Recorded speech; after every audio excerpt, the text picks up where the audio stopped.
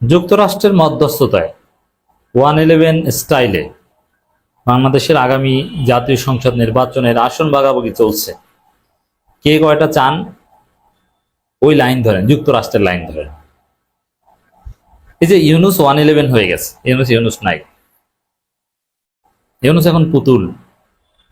আগামী নির্বাচন পাতানো নির্বাচন, কে কয়টা আসন পাবে এটা ঠিক হচ্ছে, ভাগ বটরা এখন চলছে।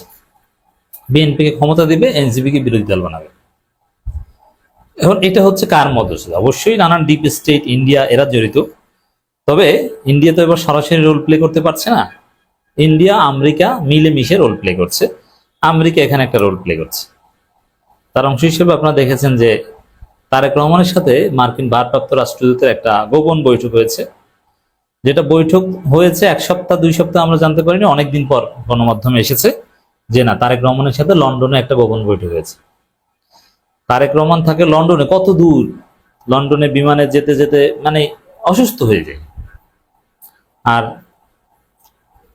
মার্কিন ভারপ্রাপ্ত রাষ্ট্রদূত তার কর্মস্থল বাংলাদেশ না, তিনি লন্ডনে গেছেন। এবং ইউনুস যে মার্কিনপন্থী এটা তো সবাই জানেন।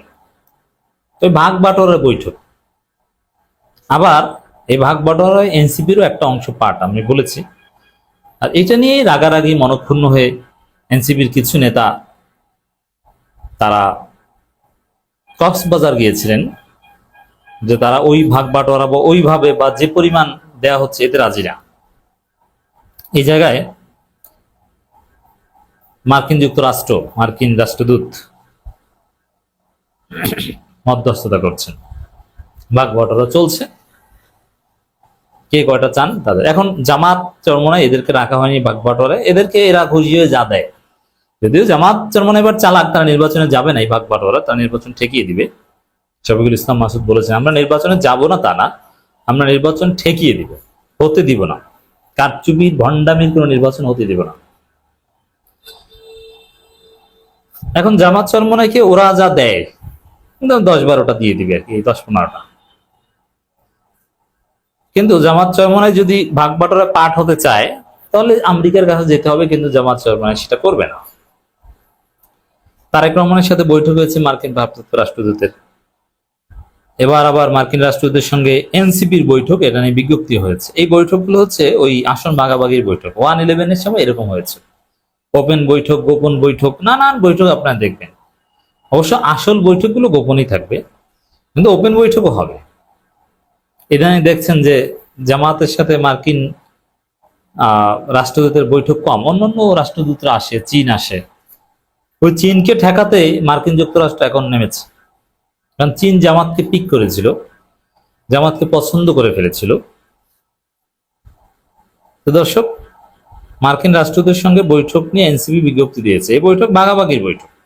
তো আপনারা আরো ছোট ছোট দল যদি কিছু ভাগে আসন টাসন চান, ওই মার্কিন এম্বাসিতে যান, যে সিরিয়াল ধরেন যে আমাদেরকে কিছু দেন ভাই, 2-4টা দেন, আপনাদের কথায় আছি, চীন টিনকে আমরা চিনি না, আপনাকে কিছু দিয়ে দিতে পারে।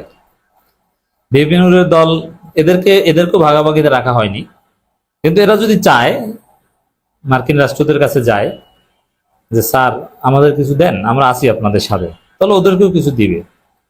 যেমন ভিপি নূরদের 2-3টা আসন দিতে পারে, সম্ভব। আমেরিকার কাছে গেলে, মার্কিন রাষ্ট্রদূতের কাছে গেলে দিতে পারে। আপনারা দেখেছেন যে ভিপি নূর পিআর সহ নানান বিষয়ে ক্ষুব্ধ হয়ে বিএনপি বলয় থেকে বের হয়ে এসে জামাত চরমনায় বলয় গিয়েছে। কিন্তু আবার বিএনপির সাথে মিটিং করেছে, লিয়াজু কমিটির মিটিং বিএনপি ডেকেছে, এবং সেই মিটি হাসি, সেই মিটিংয়ে ভিপি নূরও হাসছেন, ফারুক, রাশেদ সবাই হাসছেন, হাসান আল মামুন হাসছেন, আর বিএনপির পক্ষে ওদিকে যারা ছিল তারাও হাসছেন। মানে ভাই মিল টিল তো নাই, আমরা তো সেপারেটেড হয়ে গেছি, আমাদের তো তালাক হয়ে গেছে, আবার আসছি বৈঠকে এখন হাসছে। আমাদের বলছিলেন সিট দেবেন, কিন্তু শেষ পর্যন্ত আপনার লোক তো সিট দিতে দিল না, তা এখন কি করব? তারপরে শেষ পর্যন্ত আবার যাচ্ছে। মানে এখন বিভিন্নরা চিন্তা করছেন যে আমরা কি আমেরিকার কাছে যাব, আমেরিকার কাছে গেলে ওই বিএনপির মাধ্যমে যেভাবে বিভিন্নদের সিট দেবে। এনসিপিতে এ বিষয়ে 2টা মত আছে। এনসিপির একটা অংশ তারা ভাগাভাগিতে রাজি, এনসিপির এমন কোন হুজুর হয়নি যে এরা ভাগাভাগির আসনে নিবে না, কিন্তু কয়টা নিবে কি এত কমে রাজি। আবার কেউ বলছে না রে ভাই আমরা তো সিস্টেম করে এবারই ক্ষমতা আসবে, কেউ বলছে না না না, এবার বিরোধী দল মোটামুটি সামনের বার ক্ষমতায়। আবার কেউ বলছে না এবার যদি বিএনপি ক্ষমতায় দাও আমাদের বিরোধী দল বাদ, তাহলে তো বিএনপি এসে আমাদের ধ্বংস করে দিবে, পরে আমরা ক্ষমতায় যাবো আমাদের তো একদম নাই করে দিবে। এইসব কারণে এনসিপির মধ্যেও একতলাপ আছে। ঢাকাস্থ ভারপ্রাপ্ত মার্কিন রাষ্ট্রদূত ট্রেসি অ্যান জ্যাকবসনের সঙ্গে সাক্ষাৎ করেছেন জাতীয় নাগরিক পার্টির এক প্রতিনিধি দল। বৈঠকে রাষ্ট্র সংস্কার, আসন্ন জাতীয় সংসদ নির্বাচন সহ বিভিন্ন বিষয়ে অবস্থান তুলে ধরেছেন দলটির নেতারা।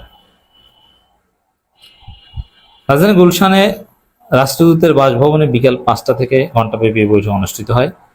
এ সংক্রান্ত এক বিজ্ঞপ্তিতে এনসিপি জানায়, বৈঠকে পারস্পরিক স্বার্থ সংশ্লিষ্ট বিষয়ে বাংলাদেশের সাম্প্রতিক পরিস্থিতি, সংস্কারের রূপরেখা, গণতান্ত্রিক প্রক্রিয়া, আসন্ন জাতীয় নির্বাচন এবং দ্বিপাক্ষীয় সম্পর্ক জোরদারের প্রস্তাবনা নিয়ে মত বিনিময় হয়। জুলাই ঘোষণাপত্র, জুলাই সনদ, জুলাই পদযাত্রা সহ দলীয় কর্মকাণ্ডের বিষয়ে রাষ্ট্রদূতকে অবহিত করা হয়। উভয় পক্ষ দুই দেশের জনগণের মধ্যে পারস্পরিক বোঝাপড়া ও গঠনমূলক সহযোগিতা বাড়ানোর উপর গুরুত্ব আরোপ করেন।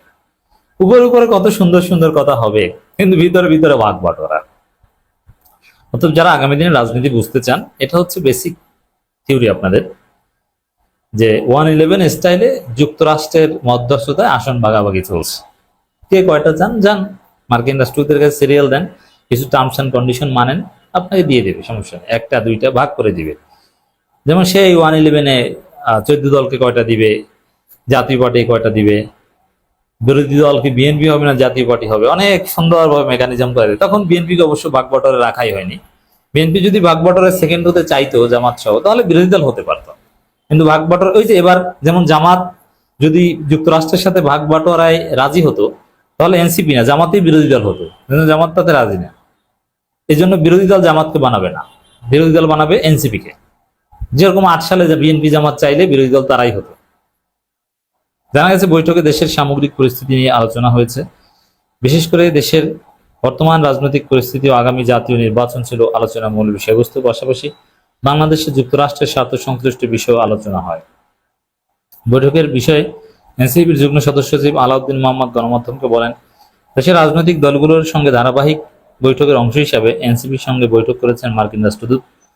বৈঠকে দেশের বর্তমান রাজনৈতিক পরিস্থিতি, গণঅভ্যুত্থান পরবর্তী সংস্কার, আমাদের রাজনৈতিক ইশতেহার এবং আগামী নির্বাচন নিয়ে আলোচনা হয়েছে। এসব বিষয়ে তাদের সঙ্গে আলোচনা হয়েছে। বিএনপি এবং জামাতের সঙ্গে এরই মধ্যে তারা বৈঠক করেছেন। না, জামাতের সঙ্গে বৈঠক ওরকম না। এবং দেখেন, আগামী নির্বাচন নিয়ে আলোচনা, নির্বাচনের ভাগ নিয়ে আলোচনা, এটা তো সরাসরি বলতে লজ্জা লাগে। আমি নিশ্চিত এটা তো ওপেন বৈঠক, এরকম গোপন অনেক বৈঠক হচ্ছে, যেরকম লন্ডনে যে মার্কিন ভারপ্রাপ্ত রাষ্ট্রদূত বৈঠক করে তারেক রহমান, এরকম অনেক গোপন বৈঠক হয়, যেটা ভাগাভাগির বৈঠক।